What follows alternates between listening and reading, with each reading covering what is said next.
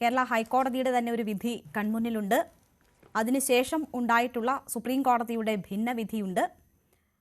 മാത്രവുമല്ല, ഈ വിഷയം ഉണ്ടായതിനു ശേഷം ഈ സ്കൂൾ അധികൃതർ കോടതിയെ സമീപിക്കുകയും ഈ സ്കൂൾ നിർദ്ദേശിക്കുന്ന യൂണിഫോം ധരിച്ച് കുട്ടികൾ അവിടെ എത്തണം എന്ന കാര്യം നിർദ്ദേശിക്കുകയും ചെയ്തിരുന്നു കോടതി ഉത്തരവിലൂടെ. അതും സ്കൂൾ മാനേജ്മെന്റിന്റെ ഭാഗത്തുണ്ട്.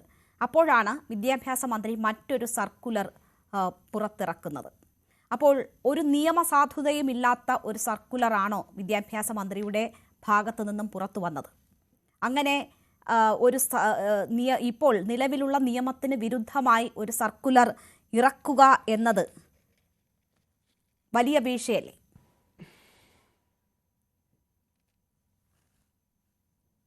അഡ്വക്കേറ്റ് പ്രശാന്ത് പത്മനാഭൻ. എൻ്റെ അടുത്താണോ ചോദിച്ചത്? അതെ അതെ അതെ അതെ, തീർച്ചയായിട്ടും ആ സർക്കുലർ ചോദ്യം ചെയ്യപ്പെടുകയാണെങ്കിൽ, ഹൈക്കോടതിയിൽ ആ സർക്കുലർ ചോദ്യം ചെയ്യുകയാണെങ്കിൽ ന്യൂനപക്ഷ സ്ഥാപനത്തിലുള്ള അവകാശം വീണ്ടും ഊന്നി പറയാനാണ് സാധ്യത. കാരണം ആർട്ടിക്കിൾ 30 ന്യൂനപക്ഷ സ്ഥാപനങ്ങൾക്കുള്ള അവകാശമുണ്ട്. പിന്നെ കർണാടക ഹൈക്കോടതിയുടെ വിധിയിൽ പറയുന്നത് ഈവൻ ഗവൺമെൻറ് സ്ഥാപനങ്ങളിൽ പോലും അത് ഹിജാബ് വേണ്ട എന്ന് വെച്ചതിനെ ശരിവെച്ചുകൊണ്ടുള്ള വിധിയാണ് ഇപ്പോൾ നിലനിൽക്കുന്നത്. അത് ഒരു ഇസ്ലാമിൻ്റെ അനിവാര്യ ഘടകമാണെന്ന് തെളിയിക്കാൻ കഴിഞ്ഞിട്ടില്ല. വേറൊരു ഹൈക്കോടതിയിലെ വിധിയാണ്. പക്ഷേ കേരള ഹൈക്കോടതി അത് ഫോളോ ചെയ്യാനുള്ള സാധ്യത പെർസ്വേസീവ് വാല്യൂ എന്ന് പറയും. പിന്നെ രണ്ടാമത്തെ കാര്യം, ന്യൂനപക്ഷ സ്ഥാപനത്തിലുള്ള അവകാശം അത് നേരത്തെയും പല വിധികളിലൂടെ പറഞ്ഞിട്ടുണ്ട്, സുപ്രീം കോടതി വിധികളുണ്ട്. അതുകൊണ്ട് ഗവൺമെൻറ്റിനെ നിർബന്ധമായിട്ട് ന്യൂനപക്ഷ സ്ഥാപനത്തിൽ നിങ്ങൾ ഇത് ചെയ്തിരിക്കണം എന്ന് പറയാനുള്ള ഒരു നിയമസാധുത ഇപ്പോഴില്ല. തീർച്ചയായും. അപ്പോൾ യാതൊരു നിയമസാധുതയും ഇല്ലാത്ത, നടപ്പിലാക്കാൻ പറ്റാത്തൊരു കാര്യമാണ് വിദ്യാഭ്യാസ മന്ത്രിയുടെ ഓഫീസിൽ നിന്ന് സർക്കുലറായി പുറത്തു വന്നത്. അതുകൊണ്ട് തന്നെയാണ് അത് പിന്തുടരില്ല എന്നും അതിനെ നിയമപരമായി നേരിടും എന്നും സെന്റ് റീത്ത സ്കൂൾ അധികൃതർ നിലപാട് സ്വീകരിച്ചിരിക്കുന്നത്. നിയമ നടപടികളുമായി മുന്നോട്ട് പോകും എന്നതാണ് സ്കൂളിൻ്റെ ഇക്കാര്യത്തിലുള്ള നിലപാട്. ശ്രീ പ്രശാന്ത് പത്മനാഭൻ, നോക്കൂ, ഇവിടെ വിദ്യാഭ്യാസ മന്ത്രി ചൂണ്ടിക്കാട്ടുന്ന കാര്യം ഒരു തരത്തിലും ഭരണഘടന നൽകുന്ന ഒരു അവകാശം നിഷേധിക്കാൻ പാടില്ല എന്നതാണ്. അവിടെ ഈ കുട്ടിക്ക് വിദ്യാഭ്യാസം നിഷേധിക്കുന്ന സമീപനം സ്കൂളിൻ്റെ ഭാഗത്തു നിന്നും ഉണ്ടായി എന്നതാണ്. അപ്പോൾ ഇതൊക്കെ ചൂണ്ടിക്കാട്ടിക്കൊണ്ടാണ് മറിച്ചൊരു തീരുമാനമുണ്ടാകണം എന്ന ഒരു നിർദ്ദേശം മുന്നോട്ട് വെക്കപ്പെടുന്നത്. നമുക്കറിയാം, വിദ്യാഭ്യാസം അടിസ്ഥാന അവകാശമാണ്. ഈ സ്കൂളിൽ തന്നെ മറ്റു കുട്ടികൾ ചന്ദനം ധരിച്ചു വരുന്നവരുണ്ടാകാം. മറ്റ് മതപരമായിട്ടുള്ള അടയാളങ്ങൾ, അത് കയ്യിൽ ധരിക്കുന്ന സാധനങ്ങളായാലും ദേഹത്ത് മറ്റേതെങ്കിലും തരത്തിലൊക്കെ ധരിക്കുന്ന വസ്തുക്കളായിട്ടായാലും ഒക്കെ അതൊക്കെ ധരിച്ചു വരുന്നവരുണ്ടാകാം. അപ്പോൾ ഇത് കൂടുതൽ പരിശോധിക്കപ്പെടേണ്ടുന്ന ഒരു വിഷയമാണോ?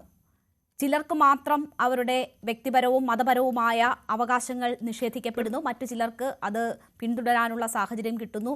അപ്പോൾ ഇപ്പോൾ തന്നെ വിശാലമായ ബെഞ്ച് ഇത് പരിഗണിക്കുന്നുണ്ട്. അപ്പോൾ ഇത് കുറച്ചുകൂടി ഇഴകീറി പരിശോധിച്ച് തീരുമാനങ്ങളിലേക്ക് എത്തേണ്ടുന്ന ഒരു വിഷയമാണോ?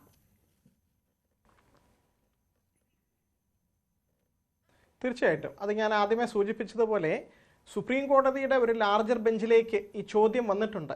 എസെൻഷ്യൽ റിലീജിയസ് പ്രാക്ടീസ് എന്നുള്ള ആ ഒരു വിഷയം അത് നമ്മൾ ഇനി ഫോളോ ചെയ്യേണ്ടതുണ്ടോ?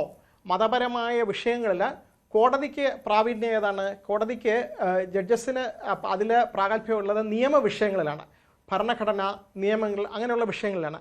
മതപരമായ വിഷയങ്ങളിൽ മതപണ്ഡിതർ, അതിനെപ്പറ്റി പഠിച്ചവരും അതിൽ വിശ്വസിക്കുന്നവരും പറയുന്നത് അംഗീകരിച്ചു കൊടുക്കുക. അത് ഭരണഘടനയിൽ പറയുന്ന ഏതെങ്കിലും അവകാശങ്ങൾക്ക് വിരുദ്ധമാകരുത്.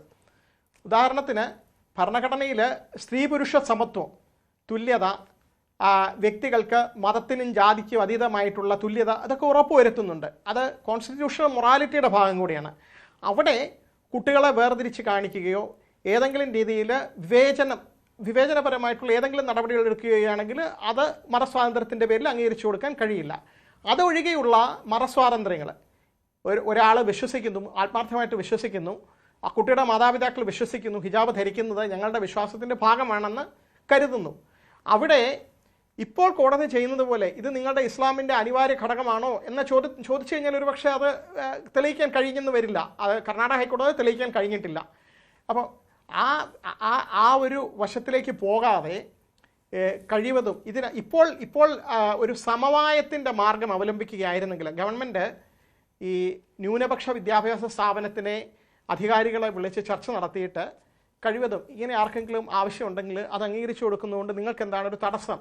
യൂണിഫോമിന് പുറമെ യൂണിഫോം ധരിക്കുന്നു, യൂണിഫോമിൻ്റെ കൂടാതെ കുട്ടികൾക്ക് അവരുടെ മതപരമായിട്ടുള്ള ഏതെങ്കിലും വേഷം, അത് ഹിജാബ് പോലുള്ള ഒരു വേഷം ധരിക്കുന്നതിൽ മാനേജ്മെൻറ്റിന് പ്രത്യേകിച്ച് ബുദ്ധിമുട്ടുണ്ടാകേണ്ട കാര്യമില്ല എന്ന ഒരു അനുനയത്തിൻ്റെ മാർഗത്തിലൂടെ ഗവൺമെൻറ് അവരെ കൺവിൻസ് ചെയ്യുകയായിരുന്നെങ്കിൽ അതിപ്പോൾ നടപ്പാക്കിയെടുക്കാൻ എളുപ്പമാകുമായിരുന്നു. ഒരുപക്ഷേ ആ മാനേജ്മെൻറ്റ് അതിന് തയ്യാറാകുമായിരുന്നു. കാരണം ഇങ്ങനെയുള്ള വിഷയങ്ങൾ എപ്പോഴും കോടതിയിൽ പോയി ഒരു നിയമപരമായ യുദ്ധത്തിലൂടെ ചെയ്യേണ്ട ഒരു കാര്യമല്ല. പല കാര്യങ്ങളിലും സമവായത്തിലൂടെയും മനുഷ്യനെ പരസ്പരം സാഹോദര്യത്തോടു കൂടി സഹവസിക്കാനുള്ള ഒരു ഭരണഘടനയാണ് നമ്മൾ ഫ്രട്ടേണിറ്റി എന്ന് പറയുന്നത്. ഭരണഘടനയുടെ ആമുഖത്തിൽ ആലേഖനം ചെയ്തിരിക്കുന്നു. ഫ്രട്ടേണിറ്റി എന്ന് പറയുന്നത് പൗരന്മാർ തമ്മിലാണ്, അതായത് സാഹോദര്യം. അതായത് ഗവൺമെൻറ് എൻഫോഴ്സ് ചെയ്യാൻ പറ്റുന്നൊരു കാര്യമല്ല. ഗവൺമെൻറ്റിന് ഒരു നിർബന്ധമായിട്ട് നിങ്ങൾ സാഹോദര്യത്തിൽ കഴിയണം, അല്ലെങ്കിൽ നിങ്ങൾ പരസ്പരം തർക്കങ്ങൾ ഉണ്ടാക്കരുതെന്ന് ഒരു ഒരു ഓർഡർ ഇറക്കാൻ കഴിയുന്നതല്ല. പലപ്പോഴും ഇങ്ങനെയുള്ള സാഹചര്യങ്ങൾ വരുമ്പോൾ കോടതികളിൽ പോയാലും ഒരുപക്ഷെ കോടതികൾ ന്യൂനപക്ഷ സ്ഥാപനത്തിൻ്റെ അവകാശങ്ങൾ സ്ഥാപിച്ചു കൊടുക്കാനുള്ള സാധ്യതയുണ്ട്. അവിടെയും വേണമെങ്കിൽ ഇങ്ങനെ കുട്ടികൾ കുറച്ച് പേർക്ക് അതിന് വ്യക്തിപരമായിട്ട് സ്വാതന്ത്ര്യമുണ്ട്, മതപരമായിട്ടുള്ള വിശ്വാസമുണ്ട്. ശരി, അത് ഇസ്ലാമിൻ്റെ അനിവാര്യ ഘടകമാണോ അല്ലയോ എന്നുള്ള ചോദ്യം അവിടെ നിൽക്കട്ടെ. ഞങ്ങളുടെ സ്കൂളിൽ വരുന്നവർക്ക് ഞങ്ങളിത് അനുവദിക്കുന്നു എന്ന് പറയാവുന്നതേ ഉള്ളൂ. അനുനയത്തിന്റെ മാർഗത്തിലൂടെ നടക്കുമായിരുന്നു എന്നാണ് എനിക്ക് തോന്നുന്നത്. തീർച്ചയായും സമവായ ശ്രമങ്ങൾ ഉണ്ടായിരുന്നു.